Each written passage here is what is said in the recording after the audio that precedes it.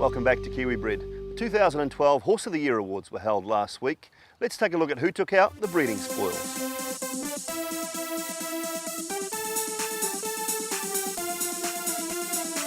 The 2012 Horse of the Year Awards were announced on the 12th of September at the Claudelands Event Centre in Hamilton.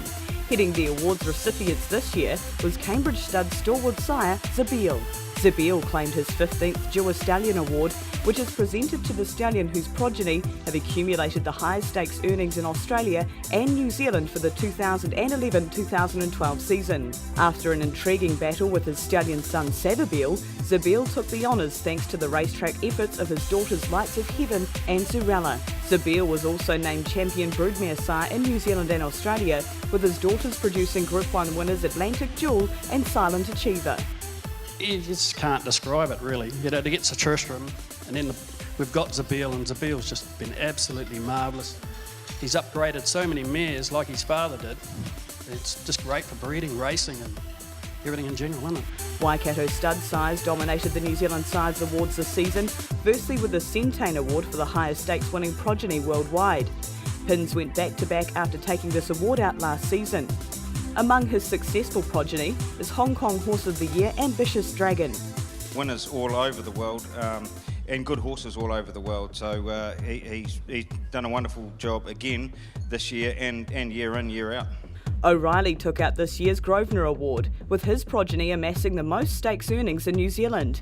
Waikato Studs O'Reilly sired this year's New Zealand Derby winner Silent Achiever. He's an incredible horse. He leaves 2-year-olds through to older horses. He leaves sprinters through to 2-milers, and he leads fillies and colts, and now doing a great job as a broodmare sire. So he's what he's achieved so far has been wonderful, and I'm sure there's still plenty to come with him. Nominations for Broodmare of the Year included last year's winner Triassic, Dam of Outstanding Galloper So You Think. His accomplishments this year include Group 1 wins in the Irish Championship Stakes, Tattersalls Gold Cup and glory at Royal Ascot in the Prince of Wales Stakes. Sunday Silence mare Sunday Joy joins the lineup thanks to the Gay Waterhouse trained More Joyous, who was successful this season in the Group 1 Queen of the Turf, Group 1 Doncaster Mile and the Group 1 Queen Elizabeth Stakes. Sheila Cheval finds herself in the mix thanks to the reigning Horse of the Year Mufasa, who produced another outstanding season on the racetrack with Group 1 wins on both sides of the Tasman, including the McPhee Challenge Stakes, 2-Rack Handicap, Captain Cook Stakes and the Futurity Stakes. And for the second year in a row, the spoils went to Triassic. They've been very successful with the mares that they've had. They've bred quite a few black type winners from a small band, so Triassic is obviously outstanding. Breeder of the Year looked a close call with Piper Farm, Lanark Trust, the Oak Studs and Colin and John Thompson all in the running. Piper Farm's Alex and Cecile Smith bred So You Think and his younger half-brother Now You Know. The Hawkins family's Lanark Trust had a huge year breeding Royal Ascot's Group 1 King Stand winner Little Bridge. The Oak Stud produced stakes performers Artistic, Zurella, Innovation and Single-Minded. The Oak Stud's proprietor Dick Caraman claimed this year's Owner of the Year statue. Colin and John Thompson round up the nominees for Breeder of the Year thanks to the outstanding efforts of Mufasa. Piper Farm Limited was again named this year's Breeder of the Year after accepting the award in the 2010-2011 season. Alex and Cecile Smith of Piper Farm topped off another great year at the 2012 Horse of the Year Awards thanks to the feats of the super racehorse, the New Zealand bred So You Think. It's been just marvellous, you know, and I just love my horses too, which is why you're in them, isn't it? Congratulations to all the Horse of the Year award winners.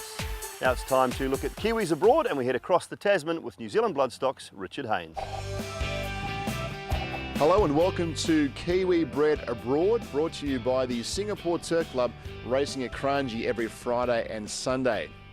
Well, we are here at Leilani Lodge in Sydney, the home of the legend Bart Cummings.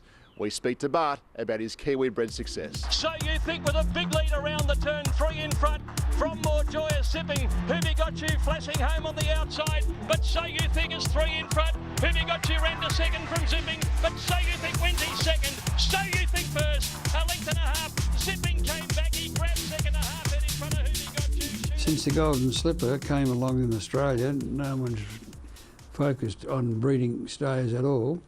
And New Zealand hasn't varied.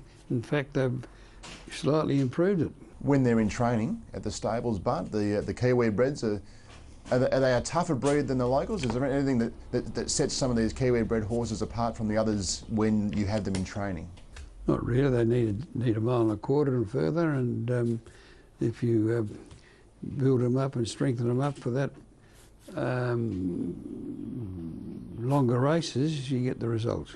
And a bit of patience doesn't go astray with them, a little bit of time to develop, but the rewards are very much there if you have the time. Well, you've got to be patient, otherwise you don't achieve anything, because it takes a while to get them fit and to get them relaxed, and also to teach them to not to pull in the races early, because that's the main thing. To the last 3 furlongs is teach. If you teach them to run home the last 3 furlongs in a race, they'll be competing with the winners, and that's what we endeavour to do. Zabeel, great stallion over the years. You've had so much success with the Zabeel breed. Getting old now, but he's still quite successful, and we still buy a few there each year. The Savabill's been successful, and he's maybe carrying on the good work done by his sire. Are you surprised more Australians mightn't get to New Zealand to buy the Kiwi bred horses? I mean, sure they can buy locally, but it'd be nice to see a few more Aussies get on the plane and go over to Karaka. Maybe not to bid against you, Bart, but to look at these horses. I hope they all stay here. Business is business. But if you hadn't been to New Zealand over the years, you wouldn't have found horses the class of So You Think? No, it was a good buy. He's got 110 from memory, and he's been outstanding, really. He's one of many. Some others over the years that stand out to you, Bart? Galilee was a great horse, yeah. He won a Toorak Handicap, Caulfield Cup, Melbourne Cup, and a Sydney Cup. I don't think it's been done since. Those horses that you buy at Karaka earlier this year, at what point do they make their way into the stables for their first look around? Have some been in already, or do they take their time to come in? Some have been in, and most of them have been in for about a month or 5 weeks, just to educate them and experience. But they're very quiet, very genuine types, and we've got no barrier rogues among them, which is good. And they put their hand up, they let you know when they're ready to go to the trials and go to the races? No, we tell them.